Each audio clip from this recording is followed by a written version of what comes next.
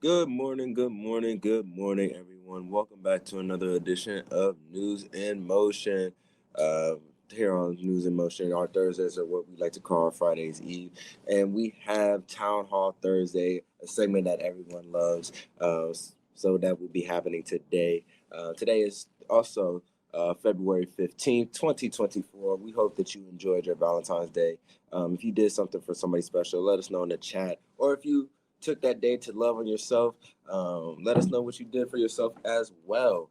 I see you, Mr. Regina Shorts and Miss Marianne Jackson, tuning in through YouTube. We can also be found on Facebook. Excuse me. Facebook, LinkedIn.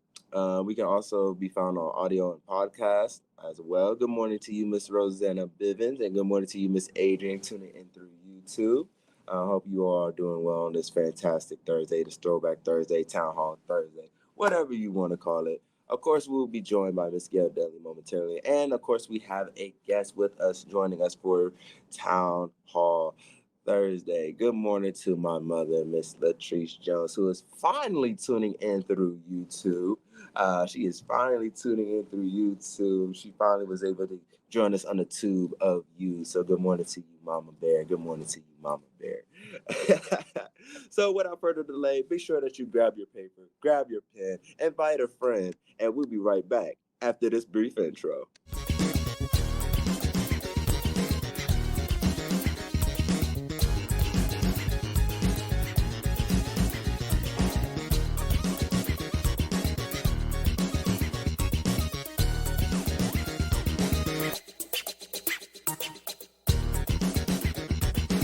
News in motion.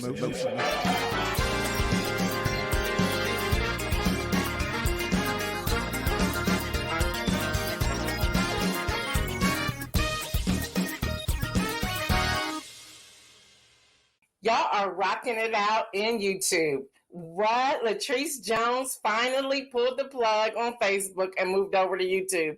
I see you, Pastor Alex, coming in on Facebook. I also see Kimberly coming in on Facebook. And Felicia Williams is also coming in on Facebook. I see Kim Edmondson jumping in on YouTube. Deborah Johnson's on YouTube. Adrian's on YouTube. The YouTube people are in the room. Listen, if the rest of y'all just want to move on over to YouTube, it is youtube.com/Gail Dudley. Oh my gosh, y'all just made my day coming in here on YouTube. We have noticed that Facebook is shrinking us down. We went through the back office on Tuesday looking to see, after I gave y'all the announcement that Meta has made the decision to hide political content, social justice. I gave y'all a whole list of all that. We were warned ahead of time. We had to go search for it, so it was out there. And so they're going to be suppressing that information. So many people are already saying they can't find us. We've got a lot of emails saying or messages saying we can't find you because they are lowering our algorithm. So here's your opportunity to follow us on YouTube. And once that happens, we will still have our page where we'll put information up there. If it's seen, it's seen. If not, well, whatever. But it will be over there with on YouTube. Y'all are not joking today. Y'all, it's Town Hall Thursday and it's going to be off the chain. So I'm really going to ask you all right now, text your friends, give them the YouTube link. Text your friends. Put up the YouTube link for me, Isaiah. And so when people have any questions, text your friends and say you want to check in on this Town Hall Thursday today. It's going to be on and popping. I want y'all to know that. Y'all, today is Thursday, February the 15th. I don't know if my son has the show on or not, but if he does, I'm sure he's with my dad. So happy birthday, Dad. My father is 88 years old today. So happy birthday to my father. I don't know what I'm going to do yet, but I can't wait to get all my siblings over there. We're going to probably be cutting up around 2:30 today. But happy birthday to my father, Louis Pryor Jr. He is 88 years old today. So happy birthday to my dad. I am Gail Dudley. I am your host, y'all. We are knocking on 4 years of news in motion. Can y'all believe that? We are knocking on 4 years of news in motion. And I must tell y'all, I've been trying to find our footing. I've been sharing with you all, and our guest is going to talk about this as well when he comes on. But I've been sharing with you all that um, anytime Meta's trying to suppress political content and headline news and social justice, many people are trying to suppress it. There's a lot of misinformation and disinformation that is out there. We're noticing that that viewership is decreasing across. It's not just one platform or somebody who's known and somebody who isn't known. Even taking somebody who is known, they're communicating as well. Their numbers are steadily dropping. So there's something going on. So we're going to ask you all to help us do the work. If you like the content that you're receiving, put it out there. If they don't want to tune in Tuesday, every week, Tuesday, Wednesday, Thursday, tell them, hey, check out That's Happening Tuesday or Workshop Wednesday or That's Happening or Town Hall Thursday, whatever it is, let's get it out there. Pastor Alex says, what's interesting is all of a sudden Facebook have been making it easy for me to jump on in the morning. This is a recent occurrence. Really? When you say easy, tell us more. What do you mean by easy? And who knows? They're probably listening to us. So they're probably saying, let's make them look like they don't know what they're talking about. But yeah, let us know what you mean by easy. What is making it easier to do that? So, y'all, it's Town Hall Thursday. But before I get there, I do have some news I want to share with you all. I was going to make it all Town Hall Thursday, but it's important to share this. At least one person was killed and 21 others were wounded after a shooting broke out near Kansas City Union Station following the conclusion of the Chiefs celebratory Super Bowl parade. Yeah, as of this writing, as of this announcement, as of this broadcast, 15 victims had life-threatening injuries, with 2 in critical condition. 8 of those wounded were children. Officials said the shooting was neither terrorism nor a targeted attack. I don't quite get that yet, and I'm gonna still pay attention to that to find out how they're labeling that so fast. Gunfire erupted around 2 p.m. local time after at least 2 people began arguing near the entrance of the route where the Chiefs were celebrating Sunday's Super Bowl title win. An estimated 1 million people were in the larger area, with crowds making their way to the train station to leave when the incident occurred. So, y'all, what they're finding out so far is details on what led up to the altercation are still being pieced together. They don't really know. 3 people were said to have been detained by police.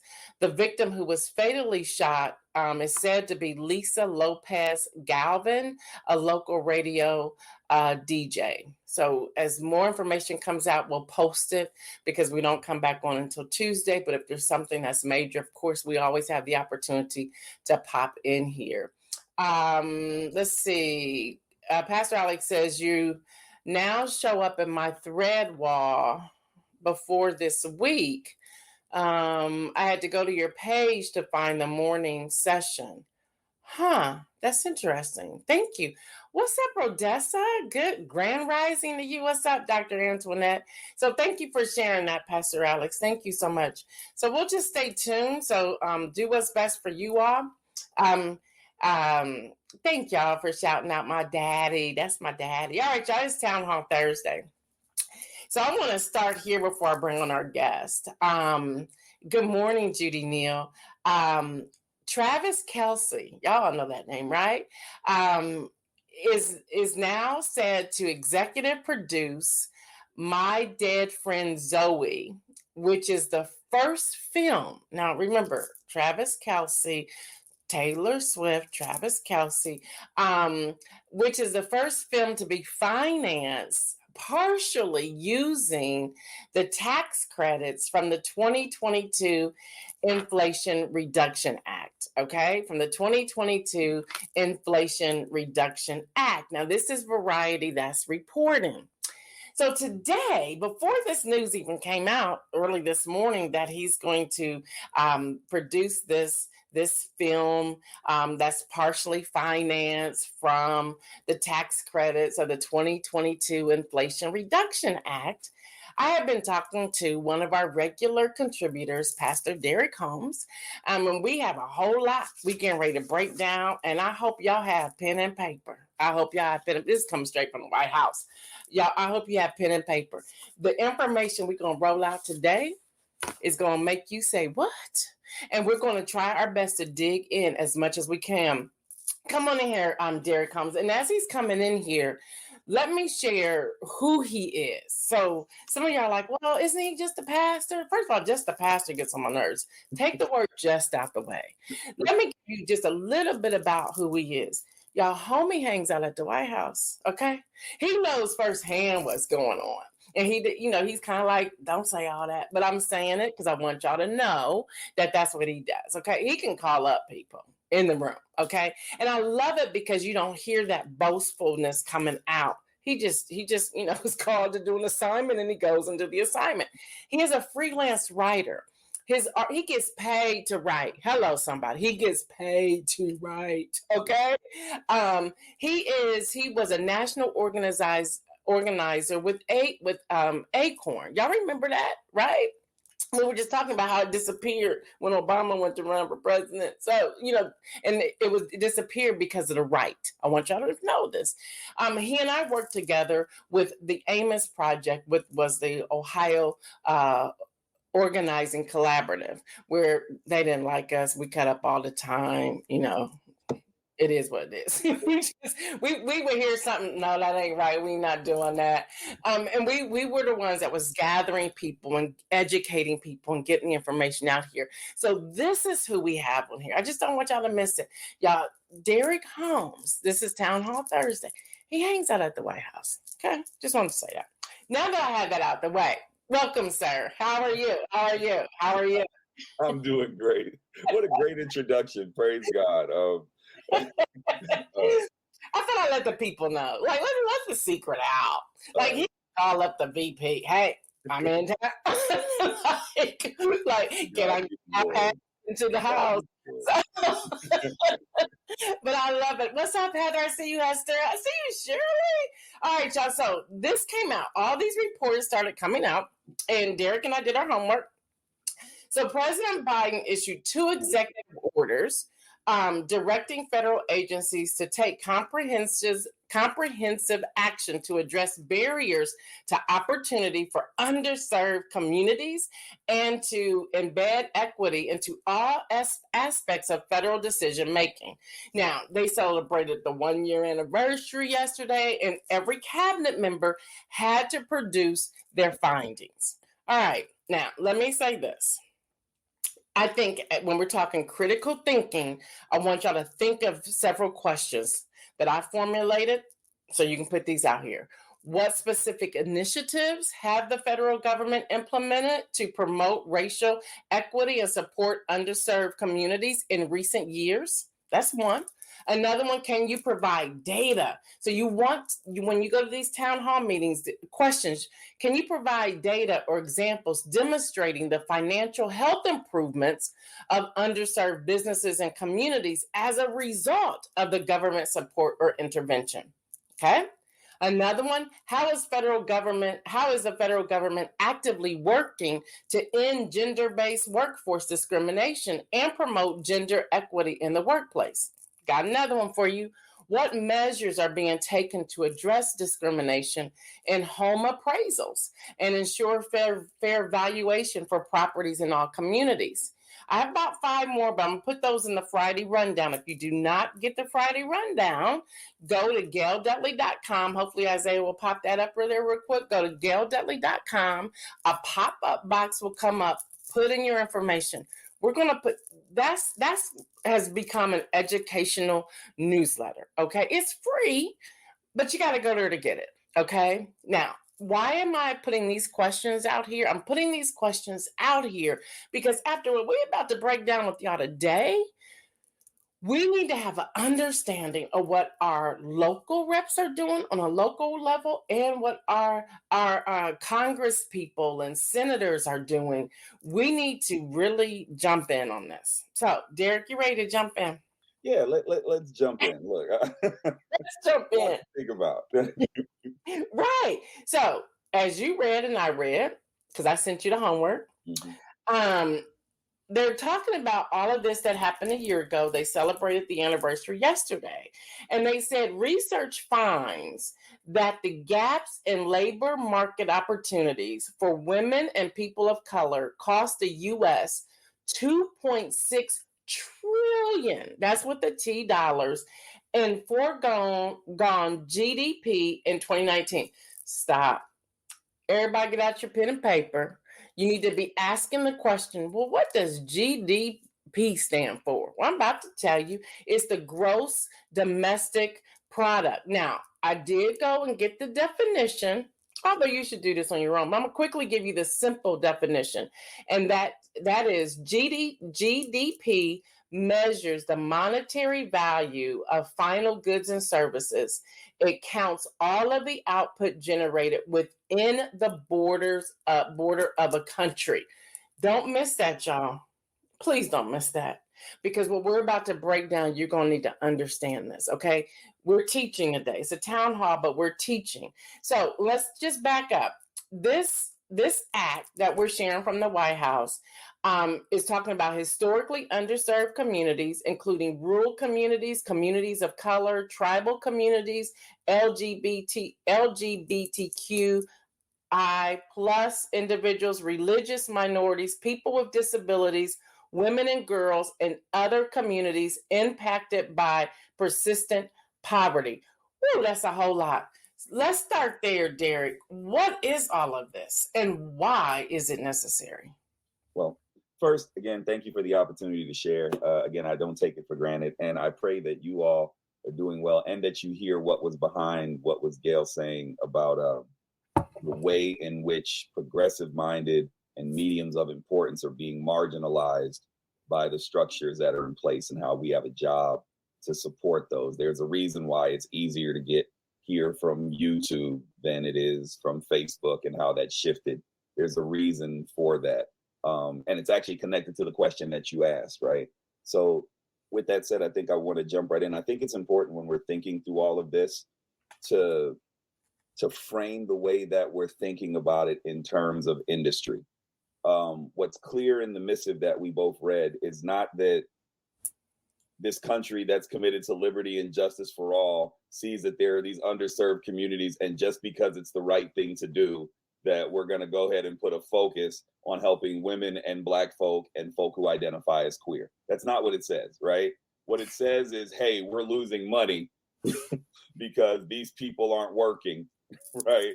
And it's affecting the industry. So we have to figure out. So first of all, we should just be clear about the language. And this is actually, and the reason why that's important is because when we understand it in that way, then we move past the rhetoric behind an announcement or a fact sheet like this, and we actually get to the function of the nation state. Yes. Do me a favor, comment there if that made sense. That is extremely important to note, right? That the reason why we're even having this conversation and the reason why it's being talked about and going to be talked about over the next couple of months is because the empire, the structure, is concerned about its capital, right? Yes. And so we have to be able to be thinking about it in that way.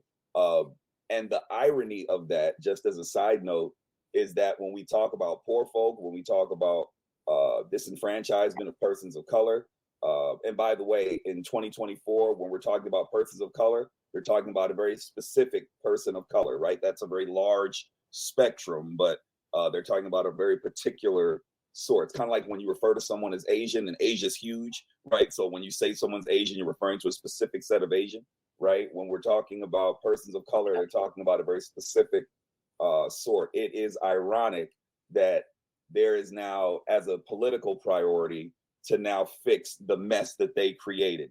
Hashtag the mess that they created, right? So we just have to own that at the outstart of all of this, that the American industry, right, has functioned in a way that marginalizes and oppresses, but it's affecting the bottom line, right? So now we have to make a political priority.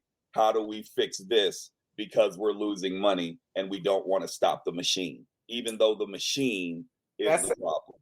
Does that make That's sense? it. Like that? That's it. Hey, well, give us the hashtag again. I want y'all all to put the hashtag in the chat. What's the hashtag? The mess that they created. Listen. The mess that they created. Come on, y'all gotta remember the rules. When y'all stop talking to us in the town hall's over. So y'all have to communicate with us. Let us know that y'all are getting what it is that we are putting out here. That was good. That was good. That was good. So don't miss this, y'all. $2.6 trillion. That's with the T. So I want to read this line again.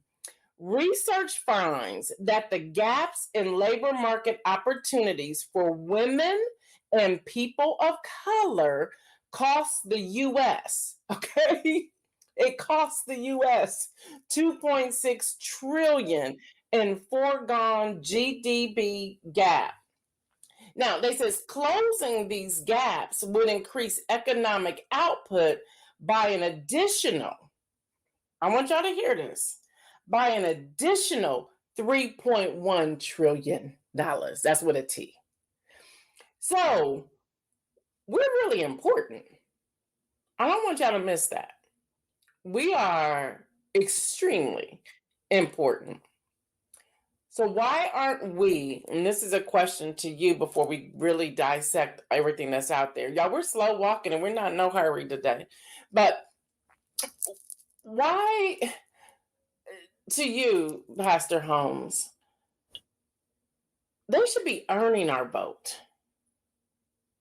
And yet, we like lollygagging. Oh, I may vote. I may not vote. I may do this. I may not do that. I don't know if I'm going to register, without having a clear understanding of what's really going on.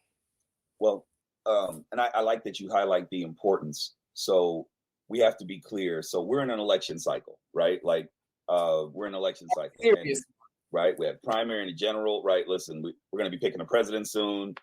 In most states, we're going to be picking local leadership, right? I'm in Ohio, in the city that I pastor and in the city that I live, which, by the way, are two different places, right? There are extremely important elections that are going on where literally millions of dollars are being designated on where to go and who gets to govern those resources are all being picked in those elections. We should also be clear beyond what I just said a moment ago, is that our importance to the nation state is because we have the power to decide. So our importance is connected to our power. The reason why maybe we're as lethargic is because it's difficult for us to realize our power when we deal with the reality of oppression. So we associate power with privilege, right? And the truth is, I can be powerful while I'm still struggling. Here's the truth. The African-American vote, whether it shows up or whether it doesn't, has always determined leadership and policy in this country. When we wanted to, we voted in the first Black president of the United States. When we didn't show up in that way, when our vote was divided, when we weren't clear on our agenda, we ended up with the least qualified candidate in the history of American politics, right? Like there's always, so our power has to be realized by us, right? And the people who benefit from it realize it. And that's why in February, during Black History Month, all of a sudden there's a missive from the White House that's talking about the importance of leaning into our communities and making sure that women can vote and that members of the LGBTQIA plus community have their voices heard and have their issues represented. There's a reason for that. And the reason why is because we're more powerful than what we realize. Just real quick, just imagine, and I'm not saying do this. I am not saying do this. I am not saying do this. Do not do this, because I am not saying do this. But can you imagine if every single person who was eligible to vote said, we are not voting until we get a clear platform and a clear idea that addresses our concerns and a plan of action that we can track and hold people accountable, right? What would happen then? The urgency behind that, they would see those votes on the table. Look, Marion's right. It's not that we're important to them personally, right? We're important to their agenda. And when we understand that we have that type of power, right? That we have that type of power that we can affect in that way, then that forces our function to be different. And you just said something, if I can interject here. You just said something. Once we understand that we have that type of power, I'm not sure we realize we have that type of power yet. Because I'm almost let me see, what's the word? Angered by hearing so many millennials say, "Oh, I'm out. I'm tapped out. I'm not voting." I'm like, are you crazy? Do you understand the power you actually have? They're doing some of the things that they're doing because of this. Let's take, for example, how they're bringing her, the DOJ, the special counsel, her to before Congress to talk about not the report itself, but President Biden's mental. Like, is he now a psychologist, a psychiatrist? Does he have that background? Like, where is this coming from? But they're trying to zone that in to make us think that he's crazy. Yeah, we got to get beyond the distractions and realize this is power. So we're actually talking $5.7 trillion that we have access to, which I'm going to bring that question up to you in a moment, Pastor Holmes. I'll kind of like ask it now.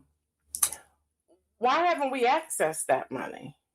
Well, when we're talking about that, trillion with a T, we should be very clear about who has access to that resource and who that's for. Again, the way we have to frame all of this is in terms of the empire, right? Like that $5 trillion, right? That's not making it to Cleveland Avenue and Martin Luther King Boulevard, right? Here you go. That's why every time there's a State of the Union address and the elected official or the commander in chief makes mention of this couple thousand, this couple million new jobs, somehow you still have a family member that's unemployed, right? That they're talking about jobs in an industry that only certain people have access to, right? So we should be very clear about that. When we talk about that level of money, that money goes to financing war. In fact, here you go. A significant portion of that money, you're going to get in trouble. I'm letting you know I'm getting in trouble on your platform. A significant portion of that money goes to finance open air prisons in Palestine, right? So we should be very clear that when we talk about that money, right, that there's a bulk of that goes again to support the industry. This is not personal, right? They don't care about your person, right? And this is that pork. This is that pork that I talked about that's in the bills. It's like you gotta back to framing. We've been talking about reading legislation and writing it, which I didn't get to writing it yesterday. But the reason, like all these words, encourage, can, must, all of these words connect to the pork, connects to the money. So I want to say this too. Yeah, we are only on the first page. There's like 8 pages to this. But I want to say this too. This was done by an executive order, 2 executive orders to be exact, which also to send y'all a message. And there goes those balloons again. I don't know what this is and how this happens. But the fact that the president had to write an executive order and could not get this passed through the House or the Senate should also be a red flag. Like, why can't y'all pass this? Why does this have to be an executive order?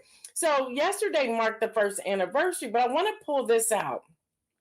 This report highlights examples of more than 650 actions agencies have undertaken since the release of their 2022 Equity Action Plan. But even included in that, we're still trying to get people to act on the SAVE plan.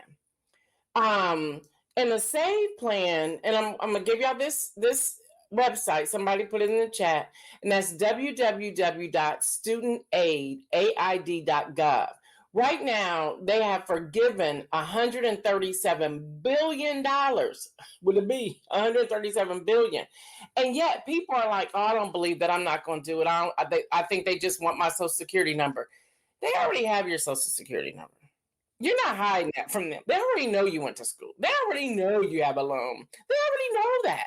So why aren't we, Pastor Holmes, why aren't we accessing the money that is? Now, we know that this isn't money, the trillion that we can just grab, not all of it anyway, just a portion.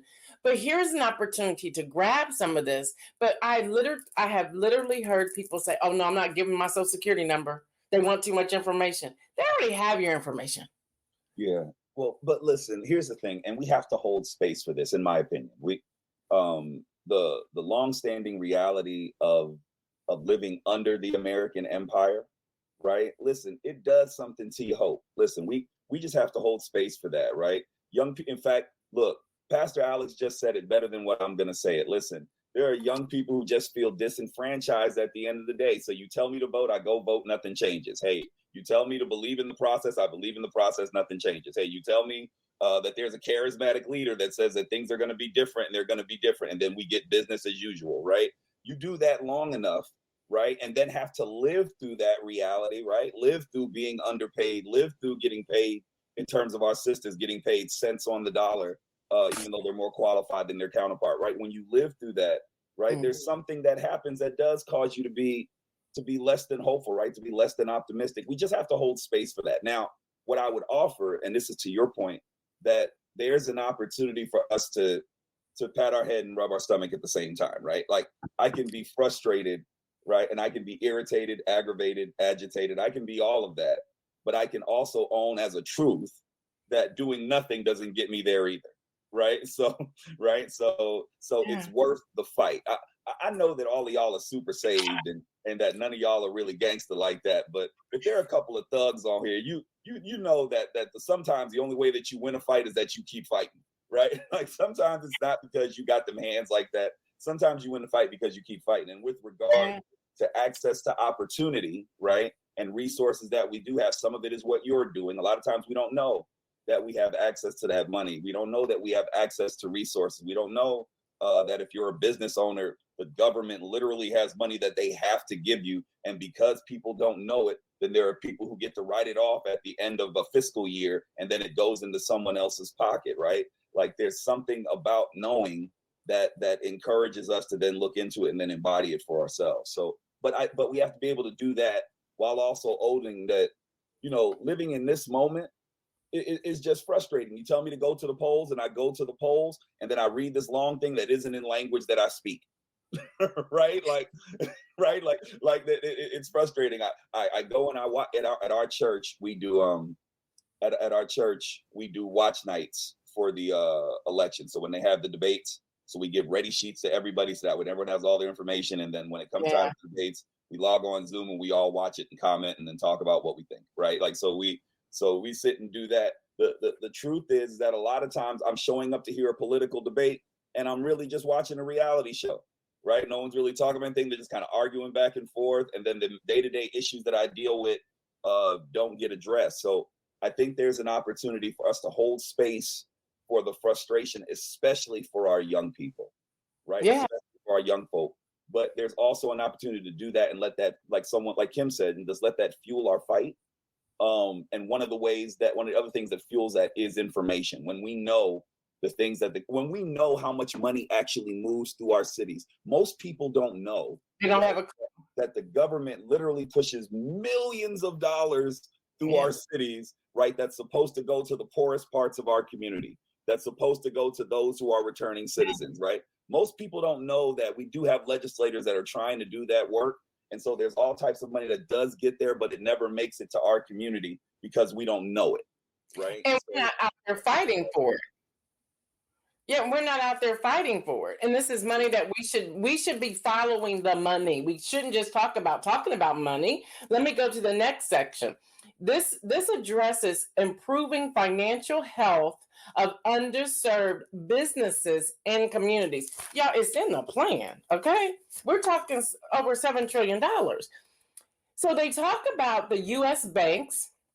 Well, let me read this. Families build wealth by starting small businesses, yet many entrepreneurs who are veterans, women or people of color still face discrimination by U.S. banks, are charged higher interest rates, and experience difficulties when trying to obtain the fair and affordable financing options needed to grow their businesses. And then it goes on again. I'm putting this in the Friday rundown. So make sure y'all sign up for it, okay? Seriously. But here's the part that bothers me, Pastor Holmes. And these are my I write all over my stuff. So here's my question or my statement. Yet there's talk about, and I know this now because I'm in it, yet there's talk about changing the stock, the options, the investments, which will take it out of reach for some of us. Because they see so many of us now, like we've woken up to it, like, let me invest, let me do stocks, let me do option trading. And now they're getting ready to change the bar. They're raising the bar where you could open up an account on, let's say, Thinkorswim app for $500 to start an investment. They're going to move that to $2,500. The stocks, I was on there yesterday looking at how you can go in and buy shares and buy contracts, where a share, depending upon what it is, could have been $1 a share. That makes it $100. It was showing that they were like $9 a share, which will make it $900 because you got to buy 100 shares in a contract. So they're already looking at ways to take it out of reach for us. So when I'm reading this in this plan, it's time for us to circle back and say, okay, we know this money's here, and we need to be secure enough to walk away from banks too. And I think sometimes, like, we want to be with Bank of America, we want to be with Chase, or we want to be with U.S. Bank or Huntington or whatever the bank, Wells Fargo, because of name. We need to start thinking, okay, what are the Black-owned banks? We need to start thinking, what about the credit unions? We need to be thinking differently and walk away and or negotiate these fees. Can you speak to that as a community? Y'all keep chatting in the chat. Keep chatting in the chat. Let us know if we're touching on something with y'all. Go ahead, Derek. One of the ways in which we mobilize our power is by controlling our dollar, right? And you said something so brilliant. You're right. There's a way in which we have to think about our participation within the framework of the American empire, right? I just had this conversation yesterday with somebody. We have to be careful adopting certain rhetoric because it doesn't apply to all of us, right? Right. So here you go. I'll give you an example. So in that is talking about resources for those who are business owners, because one of the ways that you build wealth is if you own a business, right? It's not just in what's said, it's what is not being said. So what happens if I'm not a business owner? What happens if I'm not inclined in that way? Think about it like this. The American empire, right? Regardless of what we say about democracy and all of that, by the way, we are not living, I told you I'm gonna get in trouble. We're not living in a democracy. We live in an oligarchy, right? Where there are people who have a bunch of money and they influence policy and then we get to live with it. We haven't been in democracy in over 30 years. We should be very clear about that. But if there's a structure that's in place, and the way in which this structure is built is where there are people on the top who have a whole bunch of money, and there are people at the bottom, right, who do the work, who then feed the money at the top. But then what happens is a financial crisis happens, right? Or the bottom begins to fall out. And now people who had it like this don't have it as much. How do I fix it? I don't break it down all together because the system benefits me, right? The way in which I fix it is I start to democratize the way in which people can get money, right? This is why you see all those ads on your social media about $6,400 that you can get just by sending an email, right? You talk about how you can invest for cheaper than what you ever have in the history of the stock market, right?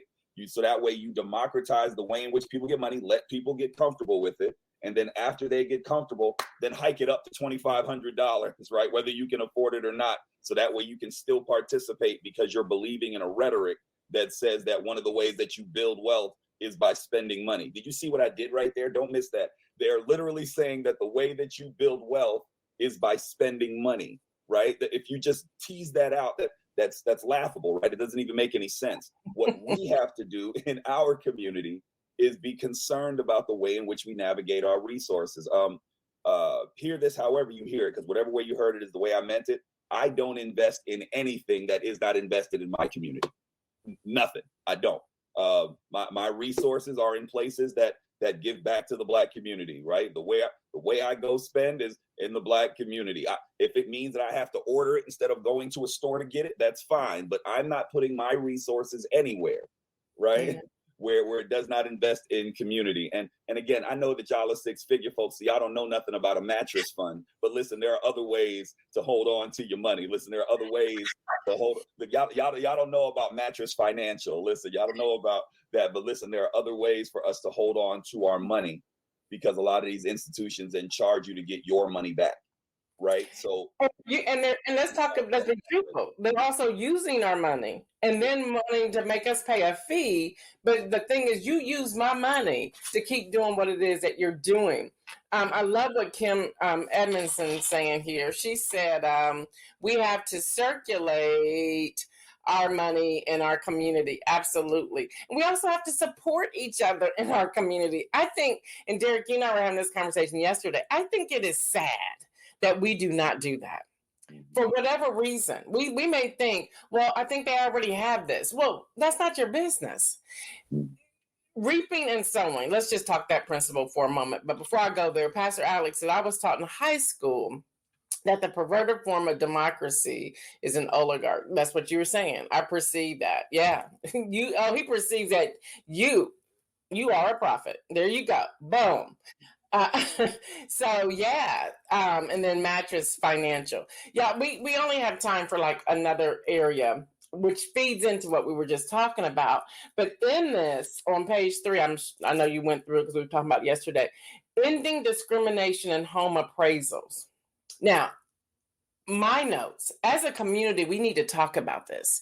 Stop being embarrassed that you got turned down. Stop being embarrassed. Get beyond your embarrassment and let's have the conversation. That's the only way we're going to be able to help each other. That's the only way. Get beyond what your credit report looks like. Honey, all of our credit reports been jacked up sometime in this life. Get beyond all of that so that we can talk. But as a Black community, there's this level of embarrassment that we don't want to share what's going on. We will go hungry before we tell somebody we're hungry. We will go homeless before we tell somebody we're in trouble. And we have to get beyond that. But on the flip side of that, we got to stop. And y'all have been hearing me talk about this on News in Motion from day one. We have to stop talking about each other at the dinner table. Because you don't know who's at that dinner table may need you a year or maybe even a month from now. But now they're not going to come to you because they were at the table when y'all were talking about somebody else. We have to get beyond that, please. So, Pastor Holmes, when we're talking about the Department of Housing and Urban Development, the PAVE initiative, which I had to go look up what the PAVE initiative was. I was like, we have a PAVE initiative? Yeah, I'm telling you, when you really... And we know everybody's not going to read because that's what they hope we don't read, because in between the book is where they put all the information because they know we're not going to pick it up. But get the Friday rundown. It's going to be in there. When I saw this PAVE initiative, I said, what is this? So, of course, I'm nosy. I went looking for it because I wanted to understand what this is all about. Y'all, this is all about HUD. It's a partnership with HUD. It will partner with the National Association of Real Estate Brokers to tackle appraisal biases and discrimination in the housing market. I'm like, what? Like, what is happening here? Y'all, but once we know about it, we have to access this. So, Pastor Holmes, can you talk? I know we're wrapping up, but I want you to spend some time talking about this and what we can do when we're looking at homelessness. Yeah, we didn't even get the food insecurity. We're just going to do a part 2 next week. If you can come, hopefully you're available. Just say yes, Pastor Holmes. But can you speak to this, please? Yeah, so listen, one of the ways in which we've dealt with the reality of oppression in this context under the American empire is the way in which opportunities around housing, what it means to have a home, right? And how we've been disqualified from that. We just have to own that as a truth. That's a long-standing thing, whether that's redlining back in the day in the 40s, 50s, and 60s, and even present day. In the city that I live in, there was a bank that got in a bunch of trouble around their discriminatory practices around housing, right? And the reason why I lift that is because the way in which we should be navigating in light of that truth is not only waiting on policy, but now that we know this, again, we talked about being empowered by information, is that now when I'm having my home appraised, we hold people accountable. So it's not just looking at how my home is being appraised, right? But I'm also, because I know the reality that property appraisal discrimination is a real thing, right? That I'm able to compare what my appraisal is to the market value of the places where I reside, right? There's a way in which we should, when you're aware, right, then you then function differently, right? When I know that there's an injustice there, or there's the potential for injustice, it's not judgment to be discerning, right? There's a difference, right? I'm not judging you. I'm just saying that I know the reality of the structure is that I don't get treated in the same way that other people do. That's whether I'm Black, that's whether I'm a woman, that's whether I'm poor, that's whether I'm of a certain age. All of those discriminations exist within the framework of appraisal discrimination. So when I know that, and I'm getting my property appraised, right? One of the ways that you can navigate that is, right, you can get a second opinion, right? You don't have to have just one person appraised, right? Or one institution appraised, right? Another way to navigate that is that you hold accountable, right? You figure out, you know, what's the appraisal looking like in my community? What's the going rate around this, especially if you're taking care of it, right? So, right there, when you're aware of that level of discrimination, then you move differently. I want to go back because there's something real quick. I know we got to get ready to go, but Heather Crabtree said something. We were talking about kind of the way in which you navigate our resources, and that when you live on a budget, it's a challenge. And that is absolutely right, right? That it's expensive to eat right. Right? It's expensive for a lot of people to make those day-to-day decisions to eat right. Listen, the thing about McDonald's is that it's convenient, right? It's simple. You walk in, you get the burger, you fall asleep, you wake up, you have your day, right? I want to own that we are in a moment as Americans. And by the way, you're an American. All of this is in the framework that is, as you are a citizen of this country, you shouldn't have to have a lesser standard of living. I'm trying to live like they do in the Hamptons. And not even because I want to, just because I live in a country that Lord knows they got it, right? And there's no reason why I shouldn't have it. I pay taxes. I go ahead and vote. Listen, I haven't moved to Ghana yet. Listen, so there is no way, right, that I shouldn't have access in the same way that other people do, right? But we are in a moment where as Americans, right, whether American, African, or otherwise, as Americans, that we have to actively be thinking about that we're going to have to struggle a little bit to get where we got to be. The notion that it's going to be easy, and if we just complain enough, or if we just wait idly enough, that beneficent leadership will go ahead and bestow onto us what it is that we deserve, that is a lie from the pit of hell. Listen, we are going to have to own that we are going to have to struggle a little bit, that we're going to have to be uncomfortable with that. And Frederick Douglass says, without struggle, there's no progress. And perhaps the reason why we haven't progressed in the way that we'd like is because we haven't embraced the reality and the constancy of struggle. But when we embrace that, God responds to us in beautiful ways. And thank you for that. Thank you. And the other thing I want to say to Heather as well is if we would start shopping local, we may see the prices decrease because we're going back to the mom and pop stores. Their prices go up because people aren't coming in. So if we start shopping them, so y'all, this is what we're going to do. Y'all going to have to fill up this chat. We have several more pages to go. We have the expanding safe, accessible, affordable transportation. We have addressing inequity in health. We have environmental protection. We have reforming disaster assistance programs, supporting disadvantaged farmers. That's the USDA. We have ensuring contracting opportunities for small disadvantaged businesses. We're talking like $1.2 billion with a B that they need to spend before the end of their administration. I just want to say that too.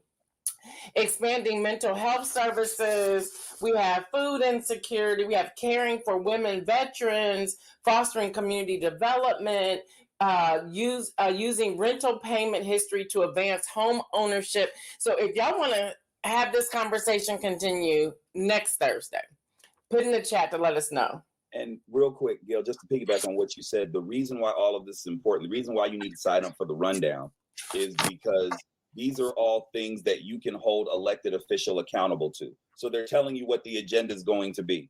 These are going to be our political priorities in this cycle. So when it's the debates, when you're seeing it on TV, when you're watching it in the news, we have things to hold them accountable to.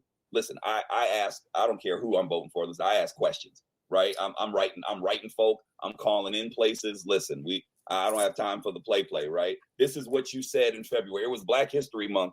And and rather than talk about Black history and the way in which our history is more marginalized by the institutions in place, you hit us with political agenda. That's fine. I don't need you to care in order for me to care. But what I do care about is what you said and how this affects my community and how this affects my family. And so the way in which I'm going to be thinking about that is how I hold you accountable to it. So I just wanted to offer that the reason why it's so important is because now we have stuff that we can hold them to. And if they're not doing what they said, and if it doesn't align with our value system in our community, then you don't get my vote, regardless of the side of the aisle you sit on. Yeah. And I see y'all saying continue. And by the way, good morning, Janet. Good to see you jump on here. So y'all, we're going to tag team this inspirational message. Now I'm going to start off and I'm going to let Pastor Holmes finish it out. On yesterday, my husband kicked off a new Bible study. It's on Zoom. And this is not to take you away from your church or anything like that, but I know people like different things. I've joined all kinds of people's Bible studies if it's something that has pulled me in. So it's for the next 6 weeks. It started yesterday for Lent. For the next 6 weeks, it's called This Is Us. And yeah, the Bible study jacked me up. I'm his wife, and I was jacked up. And he was talking about, he's taken one person, one character each week. And yesterday was Zacchaeus. And he broke down that whole Luke 19, verses 1 through 10. And he always has a word with the character. And the one word was longing. And he said something. He gave 3 points. He said, no matter what we have to keep going. Keep moving forward. He said every step matters in your walk with God. Number 2, he talked about connecting the dots. I said, you've been listening to News in Motion, haven't you? And number 3, this is the part that just jacked me up. He said, embrace your discontent. It's okay to be unsatisfied. And I wanted to raise that today, especially because I was, I told Derek, and I said, I don't know who's going to do inspirational message, but I decided as we were going through, we're going to tag team here today, because it's something that Pastor Holmes said a few moments ago that I thought was just extremely important. And that is this: it's okay to struggle a little bit. Go ahead and embrace that discontent. Go ahead and be unsatisfied, but struggle with it, work with it, wrestle with it, but know that your contentment comes from God. So Zacchaeus, although he was rich, wealthy, all that good stuff, he was climbing that tree. He needed to see. He didn't know that he was going to come face to face with Jesus, but he did. But there was something he was seeking. There was something he was looking for. And when my husband said this, and he ended the Bible study that way yesterday, I was like, well, are you going to give me an answer to that? He said, embrace your discontent. It's okay to be unsatisfied.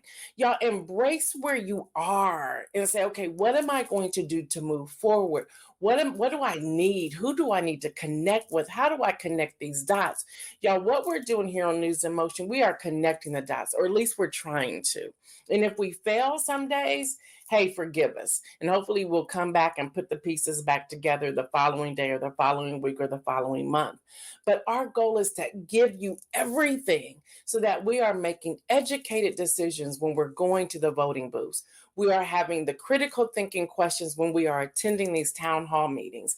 We know that we're not for everyone, but I have to embrace that discontent with, well, why aren't we seeing numbers like we used to see? Now we got more on the podcast audio because people are back to work, but the viewership, why is the live video going down? Is it the suppression from Meta? Is it on Facebook? Is it like, what is it? Or is it that people really don't care anymore? And how do we navigate that? Do we transition to something else? And I'm not saying we're doing any of that. I already told you we're committed here through the election, which is November 7th. But even with that, to embrace it and say, if one person shows up on the video, I'm going to give it everything I have, because that one person is possibly connected to 10 or more other people. And if they're showing up every time we come on the air, they're sharing it with somebody. That's my story. What's yours? What do you need to to embrace where you're unsatisfied or you have some discontent? What does that look like? And I want you to wrestle with that over this weekend. So now I'm going to tag it off, shoot it over to Pastor Holmes to wrap us up. Well, I don't know if you all noticed, somebody put it in the chat, but somehow in the middle of News in Motion, we started having church, and I'm going to show you exactly what I mean. So Gail and I didn't plan this at all, right? But what I'm going to say, watch how it's directly in line with what she says. Talking about just being all right with being angry. Listen, as human beings, we all have moments where we want to be accepted. It feels good to have people like us, right? It feels good to have people welcome us. In fact, part of the way that we function within this American context is because there's a part of us that just wants to be accepted. We just want to be treated like everybody else. But I want to suggest, because I'm talking to savvy, sophisticated, sagacious folk, that there's a danger with acceptance. And the danger with acceptance is that sometimes the price of admission when it comes to acceptance is the loss of our agenda, right? That sometimes in order to be accepted, we have to not say certain things and be quiet about certain things and not trouble the boat with certain things and not agitate certain things. And what I want to offer is I don't believe that to be God. Listen, because some of y'all didn't go to Bible study, if you have some time and go to the 7th Psalm in the 11th verse, it says something so profound. It says that God is a righteous judge. And here's my part. And God is a God that feels indignation every day. Isn't that fascinating that there's a God who's gracious and kind and loving and gives favor and is merciful, but there is also a God who gets mad. Now, because you're smart, you're wondering, what does God get mad about? I'm glad you asked. Listen, God gets mad about injustice. God gets mad about disenfranchisement. God gets mad about people being mistreated. God gets mad about trillions of dollars that somehow don't make it to the least of these. God gets mad about women who are treated wrong because of the way in which they were born. God gets mad about racism. God gets mad about classism. God gets mad about oligarchy. Listen, it is not the case that God sits on high and is indifferent to the things that we deal with. God is a God that gets angry. And if you and I are created in the image of God, then we have a right to be mad. We have to be angry. There's a difference between angry and mad, because mad means I don't have control. Anger means that I'm just upset to the point where I'm going to do something about it. And so there is an opportunity in this moment for all of us to not only be inspired to live in a way that's liberated, but to also be inspired in a way to know that God gets angry and I have a right to be angry. I have a right to be angry, and I'm so angry that I'm going to do something about the way in which my lived existence looks. And if that means I'm going to challenge a legislator, if that means I've got to read a bit more policy, if that means I got to hold on to a little bit more of my dollar, if that means I have to be inconvenienced so that way I can be liberated, then that's fine. I'll do all of that. But I am allowed to be angry about the conditions that I live in, and then allow that to be the fuel in the tank as I press toward what God has for me. We didn't plan that. We didn't plan. We didn't plan that. Look how the Lord works. Listen, we get to be angry. I've made up my mind. that it is a beautiful, this is what Ruha Benjamin says, that it is a beautiful thing to be on fire. It is. It is. I've made the decision that and you have to come face to face with things. I made the decision that whatever it takes to get out the information I have. I know everyone's not going, well, everyone can't go to the White House press briefings, but since I have that card, I'm accessing it and I'm taking the information and I'm bringing it right here to News in Motion. Just like I sent you over, y'all, listen, this is the truth. I sent over Pastor Holmes the information from the White House, and this is going to be on live broadcast, so they're going to know I did it. And I said, look, you cannot share that email with anybody. I said, I'm going to need you to erase that email once you get it. And he said, I got you. So he made sure that he erased it. But it was that important. It's like, let's read this. I know he already knows this because he goes to the White House. So I know he already has all this information. But y'all, I made a decision. I'm going to make sure I'm bringing it to you regularly. Now it's up to you what you do with it. And you may say, I'm tired of her talking about that. That's all cool. But don't get so tired that you miss some important information that you need. We're asking questions continuously. Why don't we have access to this? Well, it's not that it's not there, it's that we don't know how to access it. Y'all, come on, we're talking, what I say, $7.2 trillion. We need to figure out, okay, how do I bring this to the table? How do I become a part of this conversation? How do I tap into this for my organization or my business or whatever it is that we're doing? What does that look like? But here's the other part. As people, as Americans, as Derek said, and I'm gonna go a step further and say, as people of color and as women, we need to start coming together and supporting each other and accessing this information. We got to stop hating on each other. Seriously, that has to stop. We need to really start supporting each other, start praying for one another. Something I wanted to start today, and then we're almost out of here. And I know it's been an hour, so thank y'all for hanging out with us. Janet Stevens says, "Oh, I need to hit the replay to hear the beginning of this $7.2 trillion." Yes, 7.2 trillion with a T is out there, and again, they have to get through this by, especially if they don't become reelected, they need to get through this by this budget, right, Derek? Yeah. This money got to go. they got to move this resource, right? Like, so move the resource. And I don't even think sometimes we realize that they have to move the resource. So starting today, I want to specifically pray over these next 39 days for somebody. I'm not going to say a prayer here. I'm just going to give a suggestion of how we can pray. And this morning I woke up thinking about how people are attacking President Biden in his mental state. We don't know that man's mental state. I sit there and I be thinking, what was I about to say? I think to some degree that's normal. To some degree it is age. To some degree it could be stress that he doesn't sleep or whatever the issues. I want us to just think about him throughout today and pray for that man and pray that the attacks will stop. And I'm going to go a step further. Yep, I got to be fair and balanced. I also want to pray for the mental state of the other person, okay? And that will be Donald J. Trump. Because if he's back in office, we want to pray that his mental state as well. So we need to pray for both of them. So with that, y'all know what I say. Stay well, everyone. Let us know in the chat. Send us an email or something letting us know, what are your thoughts on Town Hall Thursdays? I think they're off the chain, if you ask me. That's what I think. Oh, by the way, I told all of you that Inspire, a call to action, is being printed right now. Those who ordered over a year ago, your books will still ship first. The other books will come.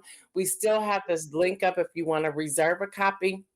Y'all, it's over 420 something, 30 something pages. It's hardback. It's amazing. I'm so in awe with this book. So we're going to start sprinkling things out there.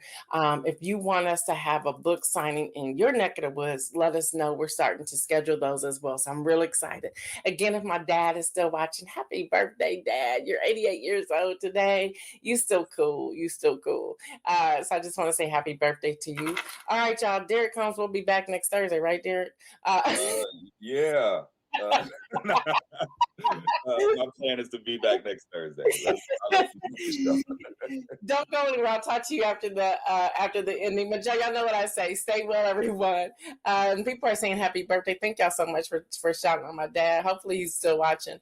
Y'all know what I say, everyone. Stay well and remember to make some bold moves. We are out.